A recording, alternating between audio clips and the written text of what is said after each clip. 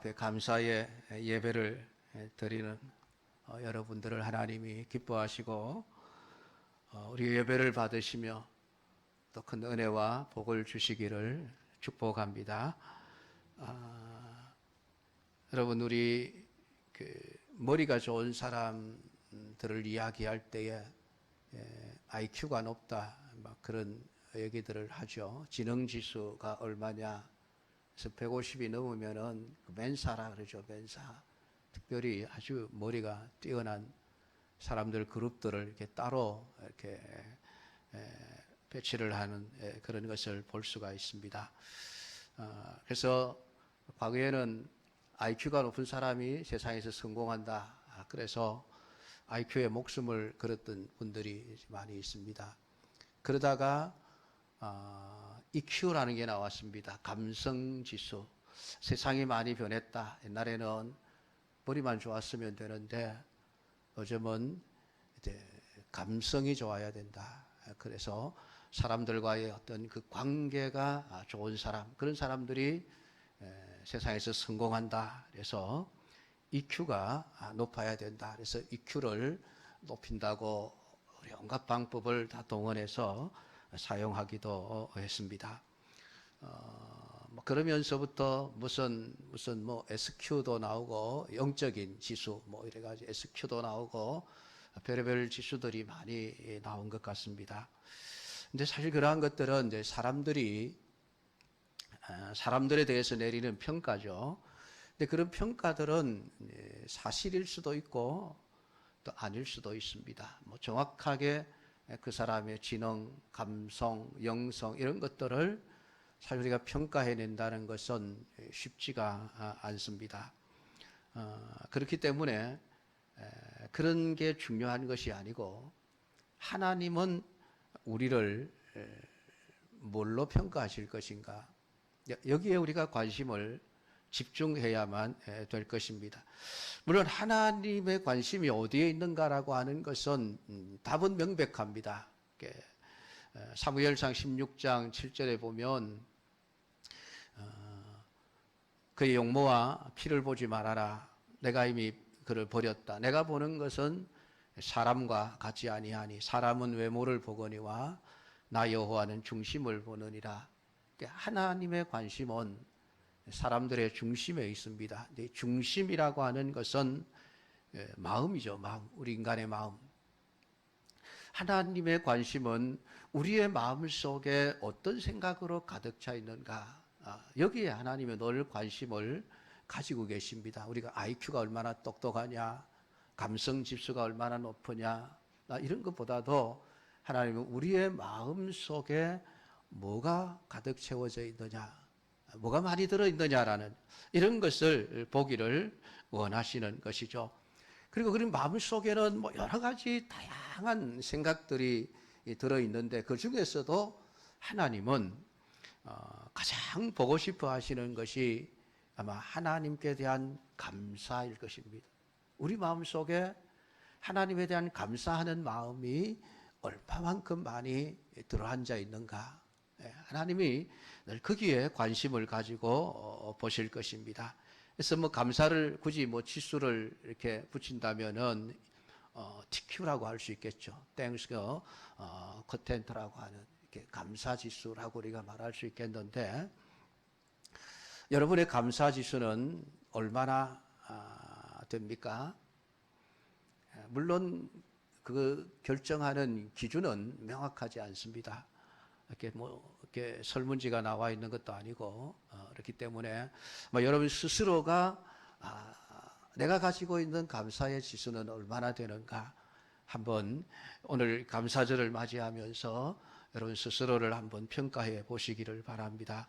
시편 50편 23절은 감사로 제사를 드리는 자가 나를 영화롭게 하나니 그의 행위를 옳게 하는 자에게 내가 하나님의 구원을 보이리라.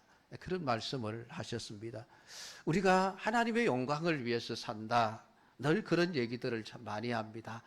어떻게 하는 것이 하나님을 영화롭게 하는 것일까? 성경은 감사하며 살아라. 감사하며 살면은 하나님을 영화롭게 할 수 있다. 그래서 감사로 제사를 드리는 그 사람이 나를 영화롭게 하는 사람이다. 하나님은 그렇게 말씀을 해주고 있습니다. 그러므로 오늘 여러분의 모든 삶에 1년에 한 번 우리가 드리는 또 맥주 감사 주일이지만은 이날뿐만이 아니라 여러분의 모든 삶에 감사하는 삶이 되어질 수 있기를 축복합니다. 오늘 우리가 읽은 성경 말씀은 아주 강한 의조로 우리에게 말씀하고 있습니다. 범사에 우리 주 예수 그리스도의 이름으로 항상 아버지 하나님께 감사하라. 이 말씀을 묵상을 해보면 하나님은 왜 인간에게, 우리 성도들에게 자꾸만 감사하라고 하시는가? 왜 감사하라고 하시는가? 우리가 역설적으로 생각을 해보면 그만큼 인간은 감사할 줄 모르는 존재구나. 그런 생각을 하게 되었습니다. 하나님이 왜 자꾸 감사를 강조하지? 그러고 보니까 우리가 감사를 잘 안 하는 존재구나. 그게 깨달아지는 거예요. 태생적으로 우리 인간은 죄인으로 태어납니다. 그렇기 때문에 가만 내버려 두면 뭘 잘하느냐 하면은 불평을 잘해요. 불평. 이 불평은 누가 가르쳐 주지 않아도 살아가면서 저절로 자꾸만 생겨나는 것 같아요. 사람에 대한 불평, 하나님에 대한 불평, 교회에 대한 불평, 나라에 대한 불평, 직장에 대한 불평, 온갖 불평들은 누가 너 저 불평 좀 해라, 불평해라 가르쳐 주지 않습니다. 그런데도 너무 잘해요. 불평은 안 가르쳐 줘도 어떻게 그 불평거리를 찾아내는지 불평은 너무 잘해요. 그러니까 하나님께서 우리 사람들을 너무 잘 알고 계시는 거예요. 그냥 가만 내버려 두면 자꾸만 불평하는 쪽으로 간다는 거예요. 그러니까 불평하는 쪽으로 가는 우리 인간을 자꾸만 감사하는 쪽으로 옮겨가게 하기 위해서 하나님은 우리 성도들에게 계속해서 너 감사해라, 감사해라, 감사해라, 그것을 요구하고 가르치고 있다는 것입니다. 로마서 1장 21절을 보면 타락한 인간들, 하나님을 알 때 하나님을 영화롭게 아니하며 감사하지도 아니하고 오히려 그 생각이 허망하여지며 미련한 마음이 어두워졌나니라고 표현을 해놓고 있습니다. 타락한 인간의 본성은 하나님이 간섭하지 아니하시고 그냥 가만 내버려 두면 자꾸만 악한 쪽으로, 안 좋은 쪽으로 가게 되어져 있습니다. 그게 죄로 인하여 심판받은 여러분 세상이에요. 원래 하나님이 지으신 세상은 좋은 쪽으로 가도록 되어 있었습니다. 하나님 보시기에 심히 좋았더라. 하나님이 아담에게 주신 지혜, 능력, 그것을 가지고 세상을 하나님 보시기에 더 아름다운 방향으로 가꾸어 가도록 하나님은 사람을 창조하셨습니다. 근데 사람이 범죄함으로 타락하고 난 이후부터 세상은, 사람들도 마찬가지지만은 세상은 다 안 좋은 방향으로 자꾸만 가게 되어져 있습니다. 가만 내버려 두면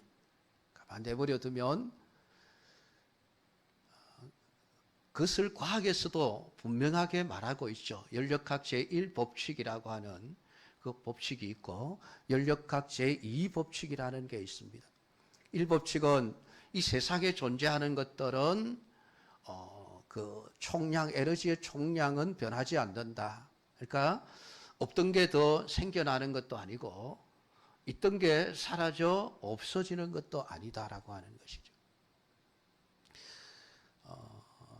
여러분, 우리가 과거에는 매장을 선호했습니다. 매장을 선호했는데 요즘은 또 화장을 많이 하죠. 저희들 어릴 때만 해도 매장하면, 예수 믿는 사람들 매장하면 나중에 부활하지 못한다 그런 얘기까지 있었어요. 근데 여러분 어거스틴이라고 하는 우리 사제가 있지 않습니까? 주전 한 400년경에 사셨던 인물인데 그분이 그 신국론이라는 책에서 놀라운 얘기를 해놨더라고요. 400년이면 지금부터 약 한 1600년, 1600년 전의 사람이죠. 그때에도 그리스도인들은 뭐 매장 안 해도 괜찮다. 그렇게 얘기를 했어요. 왜냐하면 로마 군인들에 의해서 그리스도인들이 다 잡혀가서 순교를 하는데 순교하고 다 매장되는 게 아니지 않습니까? 어떤 사람들은 짐승에게 물을 뜯겨 그냥 짐승의 밥이 되어 사라지기도 하고 불에 태워서 화형시켜 없어지기도 하고 그 육신이 이제 매장되는 게 아니라 그냥 흙으로 돌아가는 게 아니라 다른 모양으로 자꾸 돌아가니까 사람들이 이제 너무 불안한 거예요. 그리스도인들이 이거 매장되지 못하면 어떻게 하나? 진짜 나중에 부활 못하는 것 아닌가? 이렇게 이런 의심을 가지고 있을 때에 그 어거스틴이라고 하는 그 유명한 신학자가 아닙니다. 괜찮습니다. 어떤 방법으로 죽든지 나중에 부활하는 데는 아무런 이상이 없습니다. 나는 대단하신 분이었어요. 그때는 뭐 과학에서 말하는 연력학, 제1법칙, 제2법칙 이런 것들도 존재하지 않았던 그런 시대거든요. 근데 그분이 하나님의 그 감동하심으로 정말 진리를 바로 깨달았더라고요. 그래서 매장되지 않고 화장이 되던 짐승의 밥이 되던 나중에 하나님이 원하시는 대로 다 완전한 몸으로 부활할 수 있으니까 걱정하지 마십시오. 그때 벌써 그런 말씀을 하셨더라고요. 근데 우리가 살고 있는 세상은 가만 내버려 두면 자꾸만 안 좋은 쪽으로 지금 가게 되어져 있습니다. 우리가 뭐 지금 예배를 드리고 있는 예배당 앉아 있는 의자 이런 집기들 이런 것들이 가만 내버려 두면 자꾸 낡아지고 쇠하여지죠. 저절로 좋아지지 않습니다. 그래서 사람이 끊임없이 간섭을 해야 되죠. 관리를 해야 되죠. 썰고 닦고 칠하고 벌레가 먹지 않도록 이렇게 방비를 하고 고치고 이렇게 해야만 저 현상 유지를 하다가 결국은 나중에 다 이제 고불이 되어서 폐기 처분되죠. 사람도 마찬가지죠. 세월이 흘러갈수록 가만 내버려 두면 자꾸만 낡아지고 주름살이 생기고 그럽니다. 그래서 요즘은 자꾸 중간에 이제 간섭을 하죠. 피부를 땡기기도 하고 고치기도 하고. 안 하면은 자꾸만 안 좋은 방향으로 가기 때문에 그렇습니다. 우리 마음도 그래요. 마음도. 하나님이 간섭하지 않고 가만 내버려 두면 자꾸만 불만만 쌓여가는 거예요. 불평만 자꾸만 쌓여가는 거예요. 그러니까 하나님이 개입하실 수밖에 없었습니다. 말씀을 통해서 감사해라, 감사해라, 감사해라. 자꾸만 우리를 다그쳐야 아이고 우리 불평하면 안 되겠구나, 감사하며 살아야 되겠구나, 불평의 자리에서 감사의 자리로 돌아올 수 있는 것, 그것은 하나님의 간섭하심이 있어야만 된다라고 하는 것을 우리는 말씀을 통해서 알 수가 있습니다. 왜 하나님이 자꾸 감사하라고 하시는가? 내 자신을 살펴봐도 그래요. 내 자신을 가만 내버려 두면 나도 모르게 자꾸 불평, 불만을 쏟아놓고 있는 자신의 모습을 발견하게 되어집니다. 그래서 의도적으로라도 감사해야지, 감사해야지. 여러분, 우리는 그렇게 하지 않으면은 감사할 수 없는 존재라는 말입니다. 오늘 어떻습니까, 여러분? 성경이 계속해서 감사하라 그렇게 요구하고 있는데 여러분의 감사 지수는 얼마나 됩니까? 지금까지 아마 여러분의 삶에, 여러분의 마음에, 여러분의 입술에 너무나도 많은 불평을 쏟아놓고 살아왔을지라도 이제부터라도 하나님의 말씀을 듣고 고칠 수 있기를 축복합니다. 감사하는 사람이 되십시오. 감사하십시오. 감사하십시오. 여러분, 오늘 하나님이 원하시는 것, 우리 마음속에 감사하는 것으로 채워지기를 원하신다는 것, 그것을 깨달을 수 있기를 축복합니다. 그런데 오늘 말씀을 보면 참 걸리는 게 있습니다. 그게 뭐냐면 범사에라는 단어와 항상이라는 단어입니다. 이게 참 우리를 힘들게 하는 단어예요. 범사에라는 단어가 무엇을 의미하는지는 우리가 다 잘 알고 있지 않습니까? 모든 것에 감사해라. 모든 일에 감사해라. 그 범사에는 좋은 일만 있는 것이 아니고 나쁜 일도 나쁜 것도 다 포함이 되어져 있습니다. 병든 것, 죽는 것, 실패하는 것, 망하는 것, 사고가 나는 것, 이런 모든 것들까지 감사하라. 성경은 그렇게 말씀을 하고 있으니 이게 부담이 되는 거예요. 좋은 일에만 감사하는 것은 누구나가 다 쉽게 할 수 있습니다.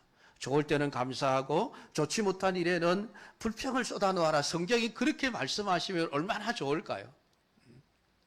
좋은 일에만, 기분 좋을 때만 감사하고 기분 나쁠 때는 그냥 원망하고 불평을 쏟아놓아라.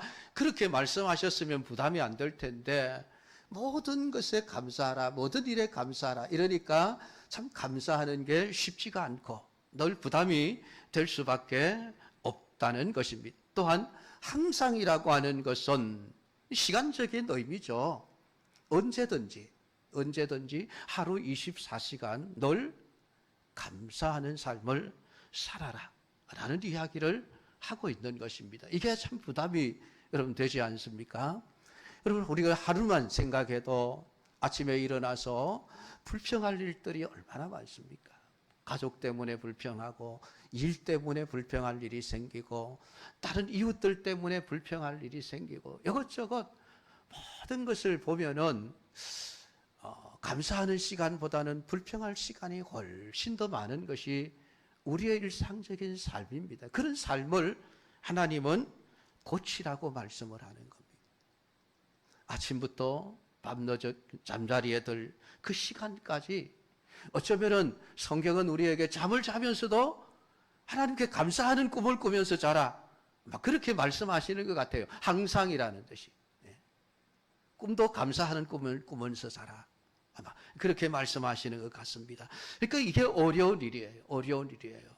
그냥 기분 나쁘면 하나님 욕하고 원망하고 불평하고 기분 좋을 때는 감사해라. 그렇게 말씀하시면은 부담 없이 알겠습니다. 그러겠는데 참 범사에 감사해라. 항상 감사하라. 이러니까 이 말씀 앞에 우리가 자꾸만 고개가 숙여질 수밖에 없는 것이죠.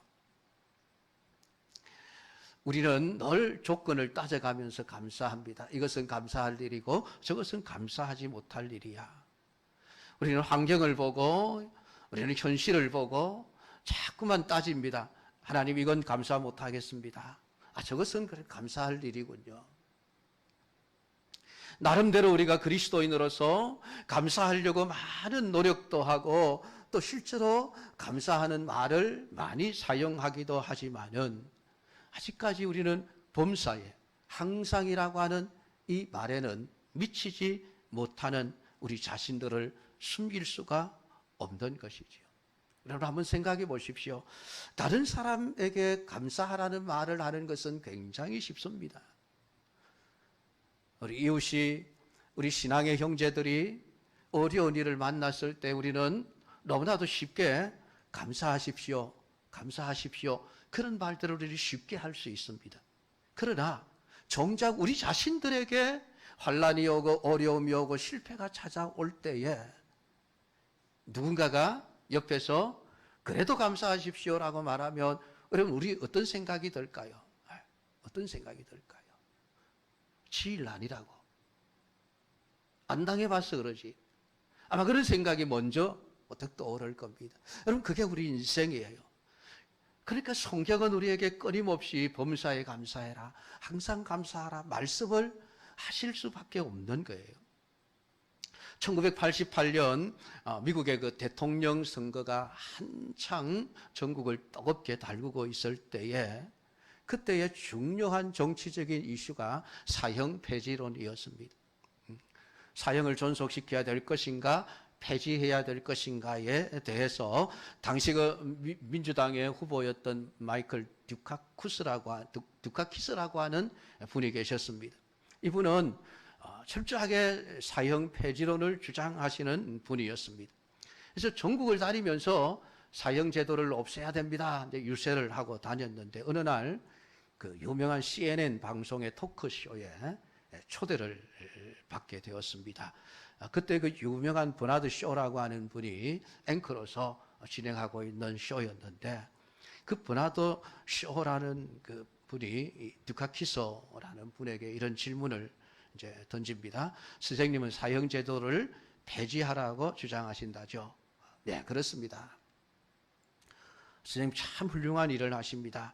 근데 제가 하나 질문을 하겠습니다. 만약에 선생님의 아름다운 부인이 괴한에게 끌려가서 강간을 당한 후 살해됐다고 가정을 합시다. 나중에 그 범인이 붙잡혔을 때에 그때에도 선생님은 여전히 사형제도를 폐지해야 된다고 주장하실 수 있겠습니까? 질문을 던졌습니다.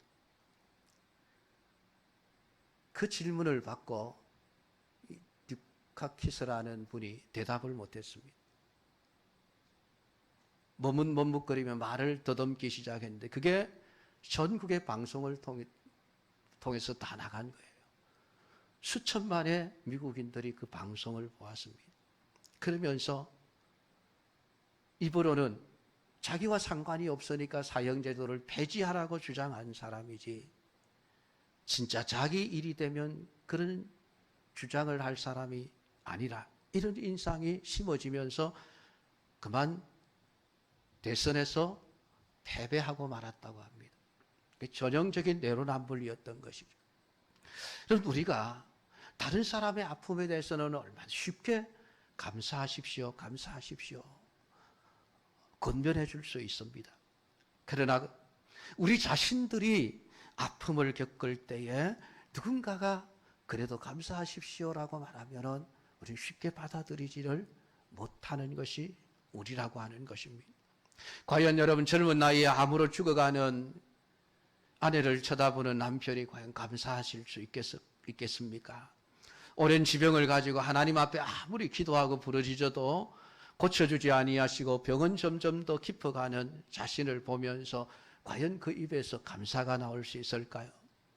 평생 무거운 십자가를 짊어지고 살아야 될 어린 장애인 자녀를 두고 씨름하는 부모의 입에서 정말 감사가 쉽게 나올 수 있을까요? 회사에 취직하려고 수십 통의 이력서를 보내지만 면접 한번 제대로 하지 못하고 연거푸 퇴짜를 맞는 캥거루족 젊은이의 입에서 과연 하나님 감사합니다라는 말이 쉽게 나올 수 있을까요? 안타깝게도 지금 집중호우로 인하여 많은 사람들이 어려움을 겪는 것을 현실 속에서 보고 있습니다. 집이 무너져버린 사람, 과연 그것을 보면서 쉽게 그래도 감사합니다 할 수 있을까요? 땀 흘려 지은 일년의 농작물들이 하룻밤 사이에 태풍에 다 휩쓸려 가는 것을 보면서 그래도 감사하는 일이 쉽게 나올 수 있을까요?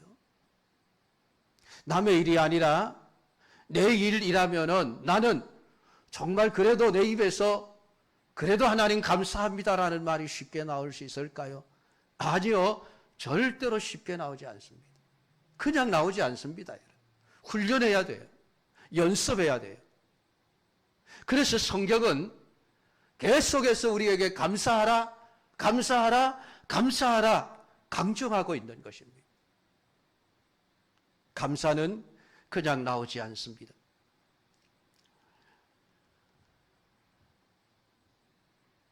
우리가 오늘 성경의 본문을 보면서 이건 실현 불가능한 일이야. 하나님 너무하셔요. 어떻게 범사에 감사할 수 있어? 어떻게 항상 감사할 수 있지? 그냥 이건 나하고는 상관없는 일이야. 그냥 눈 감고 모른 채 그냥 지나가도 되는 그런 말씀일까요? 아니라는 것이죠. 하나님은 오늘 우리를 향해서 범사에 우리 주 예수 그리스도의 이름으로 항상 아버지 하나님께 감사하라고 우리에게 요구하고 있습니다. 그런데 범사와 항상이라고 하는 단어를 쓰면서 이어서 우리 주 예수 그리스도의 이름으로라는 말을 하나님은 하고 계십니다. 범사의 예수 그리스도의 이름으로 감사해라. 항상 예수 그리스도의 이름으로 하나님께 감사하라. 우리에게 말씀을 하고 있습니다. 왜? 예수님의 이름을 들먹이는가 하는 것입니다. 하나님은 우리에게 예수님의 이름을 걸고 범사에 감사해라. 항상 감사하라. 그렇게 말씀하고 있습니다. 여러분, 예수님의 이름이 우리 그리스도인들에게 어떤 의미입니까? 예수님의 이름은 믿는 사람들에게 있어서 가장 강력한 무기라고 할 수 있습니다. 하나님을 꼼짝 못하시게 하는 게 예수님의 이름이에요. 예수님의 이름 그러면 하나님도 다 들어주셔야 되죠. 요한복음 14장 13절 14절에 너희가 내 이름으로 무엇을 구하든지 내가 행하리니 이는 아버지로 하여금 아들로 말미암아 영광을 받으시게 하려 함이라. 내 이름으로 무엇이든지 내게 구하면 내가 행하리라. 하나님은 말씀하고 있습니다. 여러분, 예수님의 이름은 이렇게 강력한 무기예요. 강력한 힘이고 강력한 능력이라는 것입니다. 그리스도인의 능력입니다. 성경은 예수 그리스도의 이름을 믿고 감사해라. 범사에 감사해보라. 실패한 자리에서 감사해보라. 넘어진 자리에서 감사해보라. 병든 그 자리에서 감사해보라. 예수님의 이름으로. 그러면 하나님께서 정말로 그 일을 감사하실 수 있는 일이 되게 하실 것이다라는 의미로서 이 말씀을 하고 있는 것입니다. 그리스도인들은 하나님의 안에서 모든 것이 합력하여 선을 이루게 되어진다는 말씀입니다. 그리스도 안에서 그리스도의 이름으로 하나님은 우리의 모든 삶을 집에 눈에 보이는 그런 그대로가 아니라 합력하여 그 결과가 선이 되게 하신다는 것을 우리에게 말씀을 해주고 있습니다. 그러니까 오늘 예수 그리스도의 이름을 믿고 의지하고 살아가는 사람들에게는 안 좋은 일 자체가 있을 수 없다라고 하는 의미죠. 네.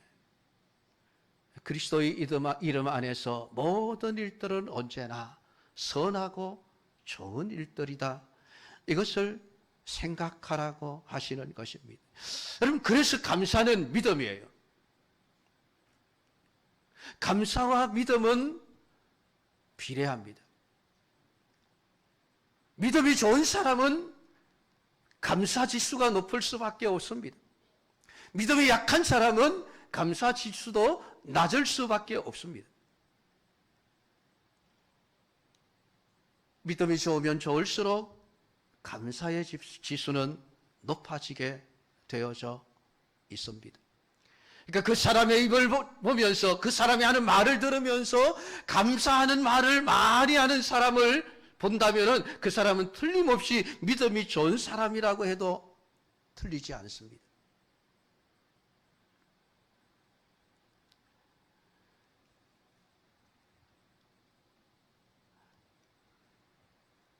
여러분, 예수님이 어떤 분이십니까? 하나님의 아들이 아니십니까? 그가 우리를 너무 사랑하셔서 우리를 구원하시기 위해서 세상에 오셨습니다. 우리의 죄를 짊어지시고 저 무지하고 잔인한 인간들에 의해서 십자가에 죽으셨습니다. 하나님은 그분을 사흘 만에 죽음에서 일으키셨습니다.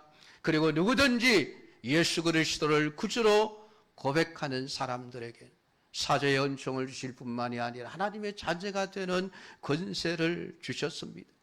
여러분, 그것이 예수 그리스도의 이름의 능력이죠. 하나님의 자녀라고 하는 것입니다. 그 안에 들어있는 모든 권세는 하나님의 권세요, 예수 그리스도의 권세입니다. 그렇기 때문에 예수님의 이름으로 범사에 얼마든지 감사할 수 있다는 것입니다. 예수님 안에서는 모든 것이 가능합니다. 그러니까 예수님 한 분 때문에라도 우리는 얼마든지 모든 일에 감사할 수 있는 사람이 되어지는 것입니다. 오늘 세상 사람들이 가지고 있는 것이 나에게 없다 할지라도 나에게 예수님이 계시다는 이유 하나만, 내가 예수님의 이름 하나를 믿고 의지하고 살아간다는 사실 하나만으로도 우리는 범사에, 그리고 항상 하나님께 감사하는 삶을 살 수 있는 자들이라는 말입니다. 아마 여러분들도 잘 알고 계시는 성명이라고 하는 장애인 시인을 여러분 알고 계시죠? 그분이 얼마나 주옥 같은 시들을 또 복음성가를 많이 지었는지 우리가 알고 있습니다. 그 가운데 나라고 하는 복음성자가 있죠. 나 가진 재물 없으나 나 남이 가진 지식 없으나 나 남에게 있는 건강 잊지 못하나 나 남이 없는 것 있으리. 여러분, 나에게 없는 것만을 생각하면 저절로 여러분 불평과 불만이 쏟아져 나올 수밖에 없습니다. 세상을 원망하고 부모를 원망하고 이웃을 원망하고 정부를 원망하고 하나님을 원망할 수밖에 없습니다. 그런데 그 성명의 시인은 자신에게 없는 것을 보는 것이 아니라 남들이 가지지 못한 것, 하나님이 나에게만 주신 것을 보았습니다. 그래서 하나님이 남이 없는 것을 내게 갖게 하셨습니다. 하나님 참 공평하신 분이십니다. 여러분, 그렇게 하나님을 찬송하고 높이고 감사하는 모습을 여러분 우리가 볼 수 있지 않습니까? 사랑하는 성도 여러분, 오늘 우리의 삶 속에 내가 가지고 있는 것을 다 잃어버렸다고 해서 모든 것을 다 잃어버린 것입니까? 남들이 가진 것을 내가 가지지 못했다고 해서 나는 없는 삶을 사는 사람입니까? 아닙니다, 여러분. 잃었다고 해서 모든 것을 다 잃은 것이 아니고 가지지 못했다고 해서 내가 아무것도 없는 삶을 사는 것이 아닙니다. 오늘 우리 마음속에 감사를 잃지 않는다면은 그 사람은 아무것도 잃어버린 것이 없는 사람입니다. 지금 그렇게 생각합니다. 아무것도 가지지 못했지만은 그 마음속에 넘치는 감사를 소유하고 살아가는 그 사람은 모든 것을 다 가진 사람이라고 해도 틀리지 않습니다.